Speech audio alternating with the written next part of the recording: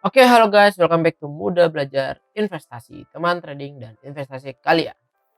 Oke, ini dia teman-teman saham yang bisa kita jadikan incaran buat kita sampai akhir tahun ya. Plannya sih sampai akhir tahun. Kemungkinan besar saking masih uptrend ya kita hold terus kayak gitu ya. Sebelumnya kita mau bahas IHSG dulu. IHSG hari ini turun ya 0,78, tadi hampir ya udah 1%. Pas di Fibo dia bikin hammer dikit. Fibo 0,5 dan juga itu di moving average 100 ya, dikit lagi. Jadi untuk IHSG sebetulnya masih biasa aja, masih cukup wajar itu penurunannya. Belum yang gimana-gimana. Tapi penurunan kali ini itu di 12 triliun ya, dimana volumenya lumayan. Dia turun juga nggak sampai 61,8 lagi tuh. Dia udah naik lagi. Tahan MA50 udah naik. Nah, BMRI ini menurut gue menarik ketika dia nanti nge-break di sini ya. Nanti dia nge-break gitu teman-teman. Ya menarik. Menarik sampai mana? Pakai kalau teori Fibonacci eksternal gitu ya. Sorry, Fibonacci extension. Ini bisa ke 161,8. Ya, sampai 6.870. Nah, itu yang di mana itu 11%. Oke. Itu 11%. Coba kita lihat indikator yang lain. MACD-nya masih di area plus tuh ya, plus semua, mau golden cross ke atas. Stochastic juga masih golden cross tapi dia udah berada di area jenuh beli. Ya, sebetulnya yang penting tinggal dia nge-break atau enggak. Kalau dia break dengan volume ya menurut gue bagus. RSI masih bagus ya, dia masih terus naik sampai ke 62. Nanti kalau dia sampai ke 70 dan masih strong break, menurut gue momentumnya BMRI ini, Bank Mandiri ini sangat strong banget gitu. Jadi BMRI ini jadi salah satu incaran gua gitu. Nah, menurut kalian bagaimana untuk saham Bank Mandiri? Nah, lanjut ke berikutnya, bukan Bank Mandiri aja tapi ada Bank BCA yang menurut gua menarik. Oke, jadi Bank BCA di sini gua hapus dulu semuanya biar teman-teman nggak bingung ngeliatnya, udah banyak. Sama ya seperti Bank Mandiri, cuman Bank Mandiri kenaikannya lebih rapi ya. Jadi BCA ini kenaikannya emang nggak serapi Bank Mandiri yang tadi ya, dia sempat turun dulu. Cuman BCA ini adalah saham market cap terbesar ya di IHSG ya. Jadi ini menurut gue sangat strong gitu ya, dan dia masih strong uptrend. Teman-teman lihat dia selalu ya, belum pernah turun jauh dari MA 200-nya. Waktu itu di sini kena ya, pernah.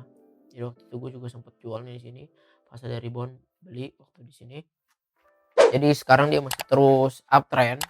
Ya menurut gue BCA ini ya nggak usah dibahas gimana-gimana, kayaknya buat bagian pemula udah tahu gitu pasti beli BCA. Cuman masalahnya, menarik gak beli BCA? Jangan sampai beli waktu di 2020 waktu penurunan terus, yang ada bukannya cuan malah nyangkut gitu.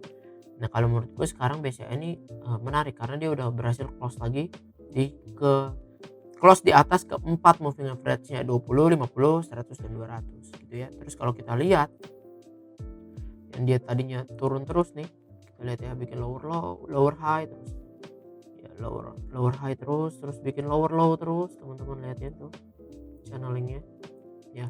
Tapi kemarin di 3 Oktober dia ngebreak dan hari ini doji ya, hari ini dia doji. Jadi menurut gue BCA ya menarik buat kita beli ya, dengan target ke 9.400 ya. Target terdekatnya segini, terus terjauhnya ya break all time high terus. Nah, kalau kita lihat dari MACD-nya dia udah golden cross ya, cuman histogramnya doang yang baru plus, tapi yang ininya belum plus, masih minus. Stochastic golden cross strong ya. Jadi ya kita tinggal tunggu aja apakah besok ya, dojinya ini bisa di break. Jadi hari ini high-nya 9250, kita bikin setup ya 9275 karena close-nya hari ini kan di 9200 ya, sebetulnya 9275. Oke, kalau target segini kan kedekatan ya, masih 2% BCA ya. Kalau gue sih biasanya kalau buat saham kayak BCA begini, kalau lagi kayak begini karena resist terdekatnya ada di sini, ya udah kalau dia break resist udah itu ya nggak ada batasannya lah ya. Tapi stop loss teman-teman wajib punya stop lossnya di berapa? di sini. Kenapa? Di under MA 200. Ya, under MA 200 mereka si BCA ini sering banget ya under MA 200 dia turun. Nah, turunnya lihat berapa tick ya. Misalkan di sini ya MA 200-nya itu di 8.050 ya. Terus ternyata dia hari itu close di 8.000. Berarti beda 50 ya. Dua ticknya kecil sayang sekali. Nah, tapi kemarin banget 3 Oktober dia naik lagi 4%, volumenya cukup besar. Hari ini koreksi 1%, volumenya kecil.